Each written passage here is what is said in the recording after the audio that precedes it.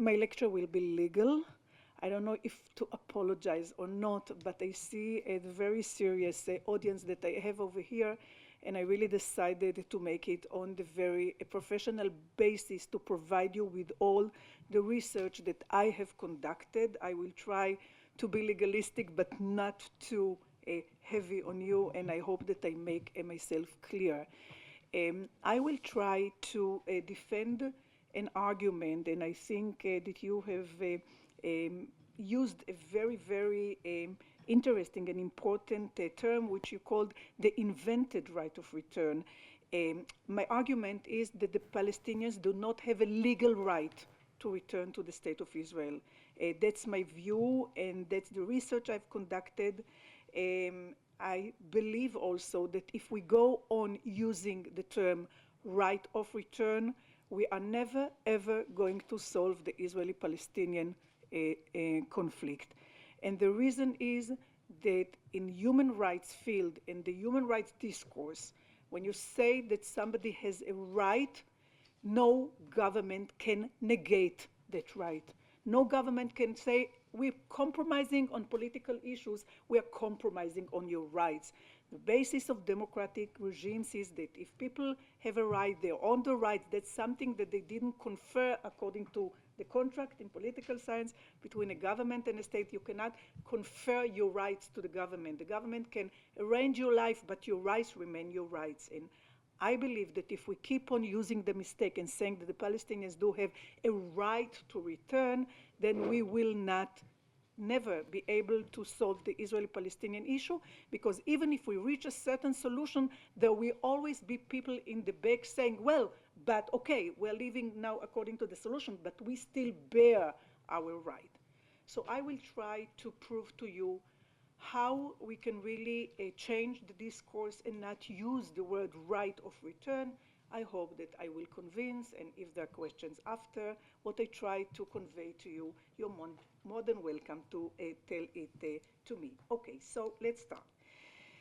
The right of return claimed by the Palestinians is an outcome, as you know, of the Palestinian refugee problem, which arose following the War of Independence in 1948. As we all know, on November 29, Kaftet November, like we say in Hebrew, 1947, the UN General Assembly adopted Resolution 181 regarding the termination of the British mandate and the partition of mandatory Palestine into two states, Jewish and Arab, on the basis of the nationality of their population. The Arab inhabitants of the land and the Arab states, apart from King Abdullah of Jordan, rejected the partition plan. As long as the British mandate continued, the rejection of the plan was expressed by violent struggle within the area of Western Palestine. Upon the termination of the mandate, the leadership of the Jewish community declared the establishment of the State of Israel, and the armies of the Arab state invaded. These events led to the departure of hundreds of thousands of Arabs from the territory of mandatory Palestine, now occupied by the Jews. The UN Relief and UNRWA, I won't say the long name of UNRWA, which is so heavily discussed here, has estimated the number of people who left about 750,000. About 150,000 Arabs remained within the boundaries of the State of Israel. In the area of Palestine, which remained under Arab control, not a single Jew stayed behind. I repeat, in the Arab areas remained not even one Jew behind. All Jewish inhabitants fled or were killed or were captured. The reasons for the departure of the Palestinian Arab inhabitants of Palestine are disputed, but today we have a detailed description given by Professor Benny Morris in books that he wrote. I assume they were also translated into English, and they're very interesting. And it's commonly accepted that some refugees indeed fled and others were deported, even though the acts of deportations were not part of preordained plan.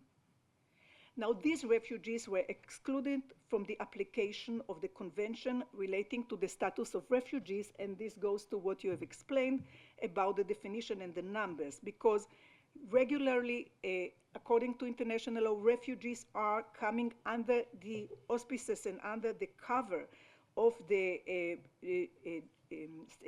convention relating to the status of refugees. And so they were excluded from the convention and from the High Commissioner of Refugees. As of 1950, they have been protected within UNRWA. And over the course of time, UNRWA functioned as the huge relief agency. It handles approximately, and there where the numbers come from, UNRWA handles approximately 4.8 million people, yet refrains from rehabilitating them, and we have really heard a description on that. This figure stems from the organization's broad definition of Palestinian refugee, which is much broader than the ordinary definition of the 1951 convention. The UNRWA definition, unlike that of the convention, includes descendants of the refugees who left mandatory Palestine, as well as those who have received also citizenship in the country which they have been settled. Because usually, once you settle and you get a citizenship, you stop to be a refugee. According to UNRWA's definition, it includes the people who became citizens all over wherever, and also it includes the descendants. In addition, many Palestinians who live outside UNRWA's area of operation also see themselves as Palestinian refugees who are entitled to the state, to return to the state of Israel. So the definition is far broad beyond any definition we can expect and understand on refugees. Now, the Palestinians base the refugees, this huge number of what they consider as refugees to return, they base it on international law. Now, I will now try to show why the various sources of international law concerning related issues with the purpose of examining whether they vest the Palestinian refugees and the descendants with the right of return. And I will show, according to those sources, that they do not have a legal right of return. Now, UN resolution relating to the Palestinians do not vest, as I say, the Palestinian refugees with the right to return to Israel. The primary resolution upon which they base their claim is the UN General Resolution 1943 of 1948. This resolution was adopted following the submission of the Bernadotte report, an element of the UN attempt to reach a political solution that would settle the conflict.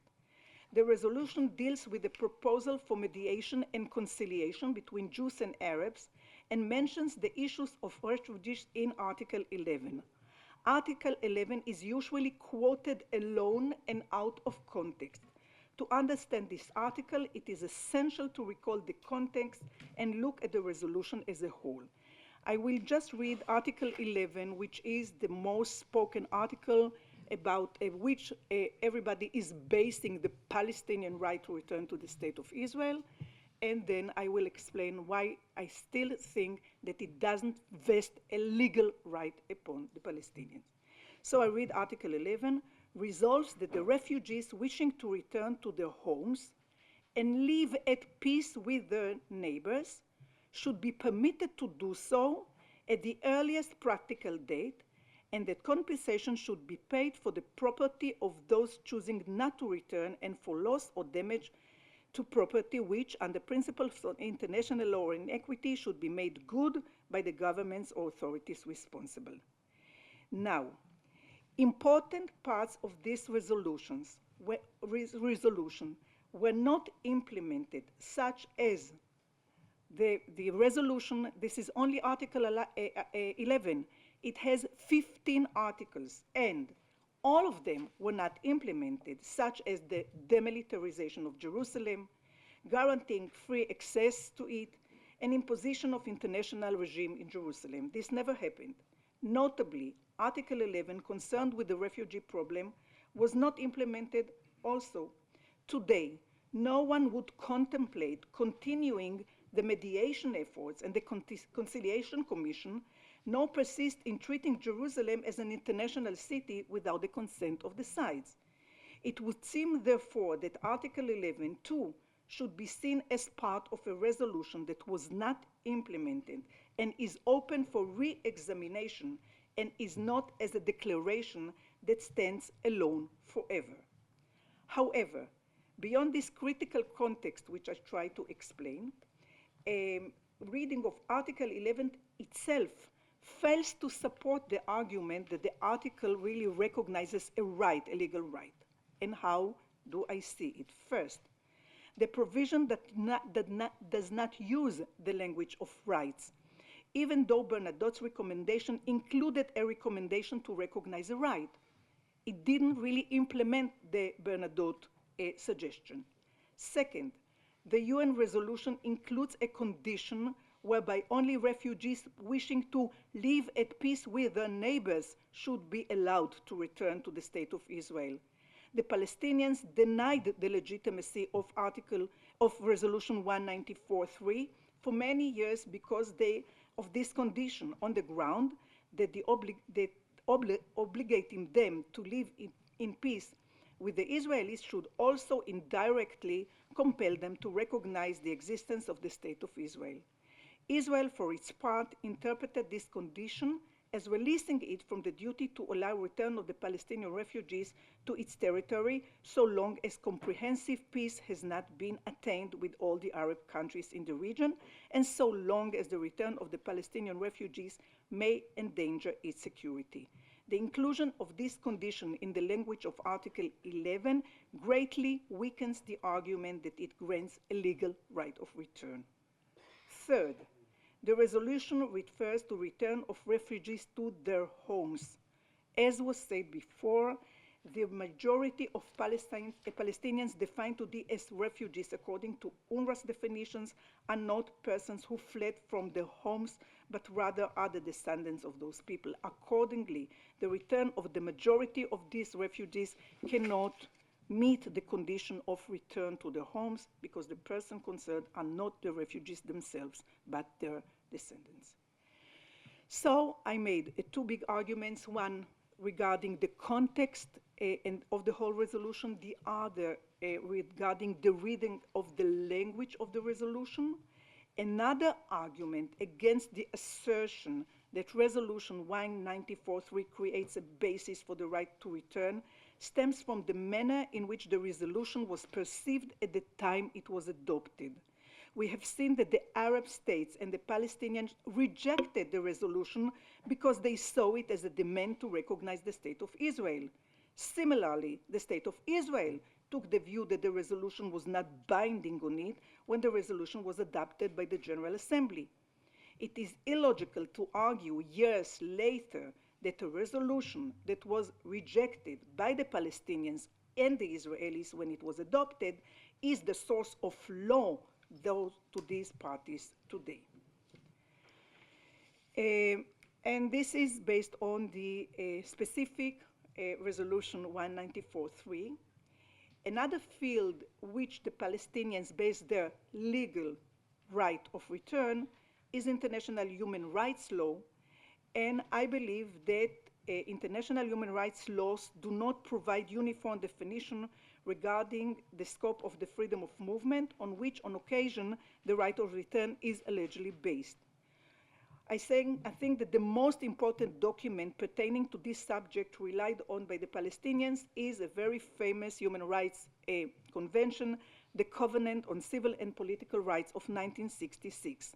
It has a very essential article, Article 12.4 of the Covenant, which prohibits the imposition, and I now cite, imposition of arbitrary restrictions of the right of a person to enter his own country. For the Palestinians, Israel is not their own country because it is interpreted as country of citizenship.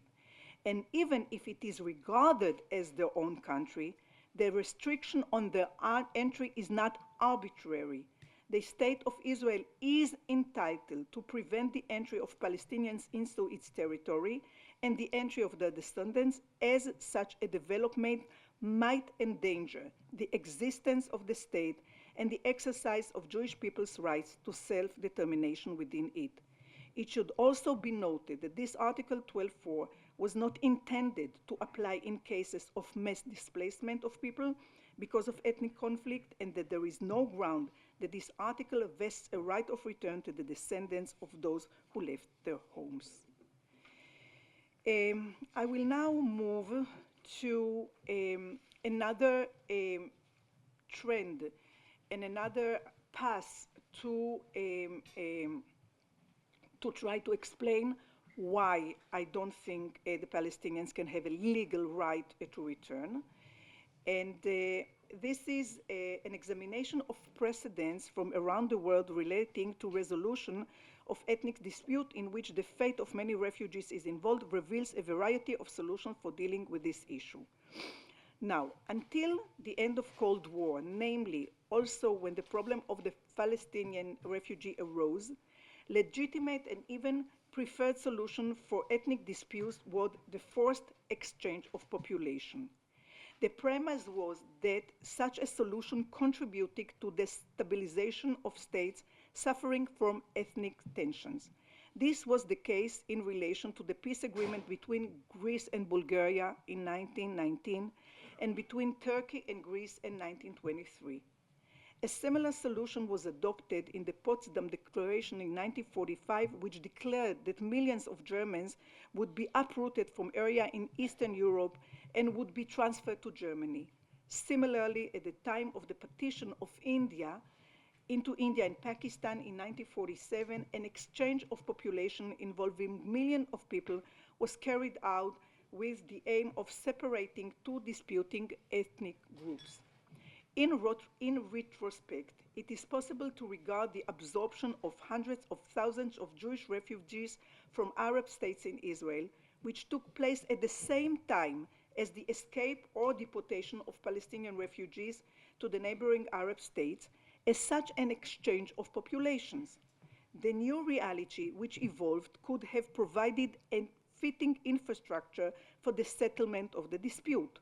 However, unlike the State of Israel, the Arab states in general did not take measures to absorb the refugees and resettle them, but rather encourage the preservation of the refugee situation and the aspiration to return to the territory of the state to return to the territory of the State of Israel.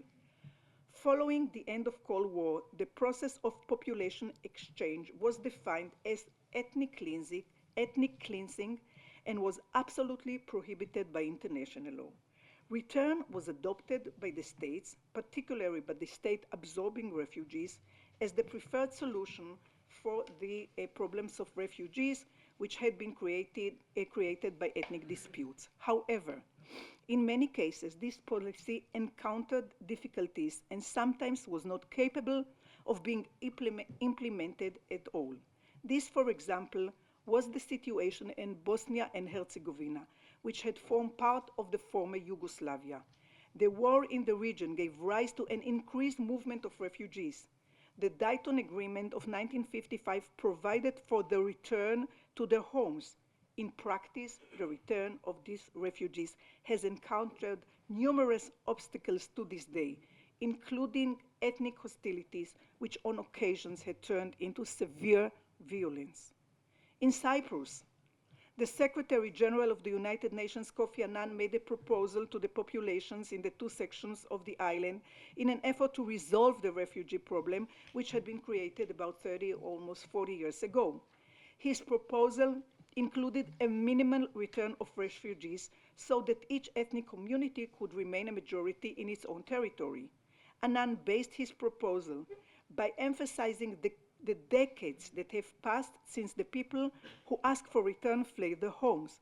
His proposal shows that the international community concurs that even at this time, a legitimate solution to a long-lasting ethnic dispute, which has resulted in many refugees, will not necessarily include the extensive return of refugees to their original place of residence.